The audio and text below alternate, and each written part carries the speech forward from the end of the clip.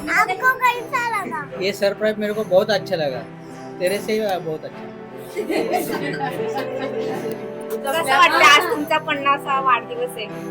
एकदम छान वाटतंय, सगळ्यांना बघून इथे कसं वाटतं आता? सर्वांना बघून एकदम छान वाटतंय, एकदम आनंदाचं वातावरण वाटतंय. सरप्राईज कसं वाटलं आमचं? सर्व एकदम छान. थँक्यू.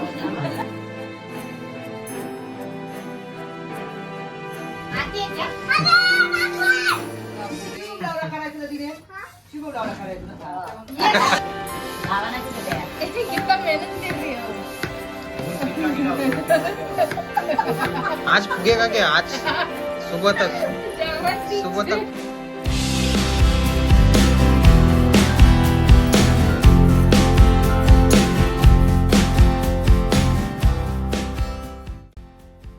वयाच्या 50व्या वर्षात प्रवेश करणं म्हणजे आयुष्याच्या प्रवासातील एक वेगळाच टप्पा पार करणं आहे. अनुभव, कर्तृत्व आणि प्रेमाने भरलेला हा प्रवास एका वेगळ्याच उंचीवर त्यावेळी पोहोचलेला असतो. अशाच एका विशेष प्रसंगी आम्ही एकत्र जमलो बोंबले मामांचा सुवर्ण महोत्सवी वाढदिवस साजरा करण्यासाठी. त्यासाठी आम्ही सर्व मंडळी एकत्र जमलो आणि तयारीला लागलो. ही परी फुगे फुगवण्याची जबाबदारी हिने हाती घेतली होती, पण शेवटपर्यंत हिच्याकडून एकही फुगा फुगला नाही. शेवटी ती जबाबदारी सर्व मंडळींनी थोडी थोडी उचलली आणि ते काम पूर्ण केले. घरातील प्रत्येक व्यक्ती आपल्याला नेमून दिलेले काम पूर्णपणे करत होता. त्यामुळेच कदाचित ही तयारी लवकर झाली. मिळून मिसळून काम केल्याने कामे तर सोपी होतातच, पण त्या कामाचा आनंद काही वेगळाच असतो.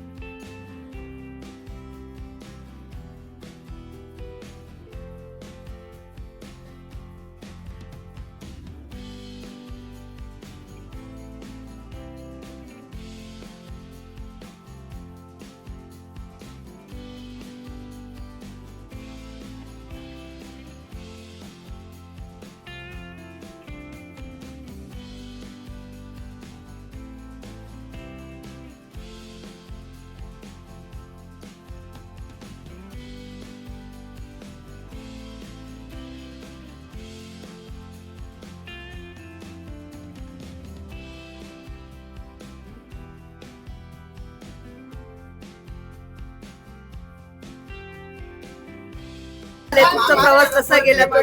अगदी आनंद सुखाचा झाला. हो 50 वर्षे कशी गेले ते तुमचा प्रवास सांगा तुम्ही. बघ परी काय म्हणते, बघा लवकर. एकदम आनंदाचे गेले.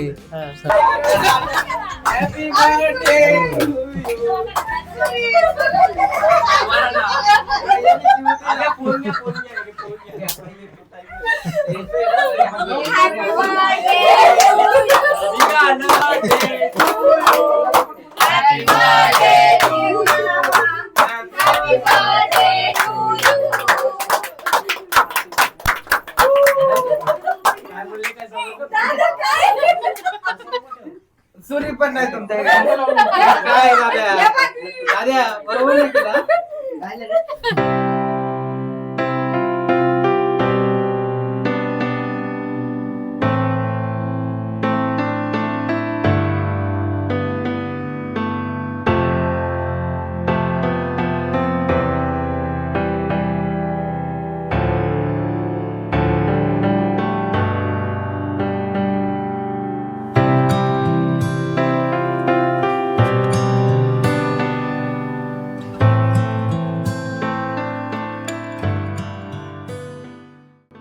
अशा प्रकारे वाढदिवसाची सांगता ही पावभाजीवरती ताव मारून झाली. सगळ्यांनी पोट भरून पावभाजी खाल्ली. दुसऱ्या दिवशी श्रावणी सोमवाराचा उपवास असल्याने काही लोकांनी 12 वाजायच्या आतमध्ये दणानून पावभाजी मारली. हा वाढदिवस केवळ एक कार्यक्रम नव्हता, तर त्यांच्या पुढील जीवन प्रवासाला दिलेली ती प्रेरणा होती. वाढदिवसानिमित्त सर्वांनी एकत्र मिळून जी काही धमाल मस्ती केली ती खरंच लक्षात राहण्यासारखी होती.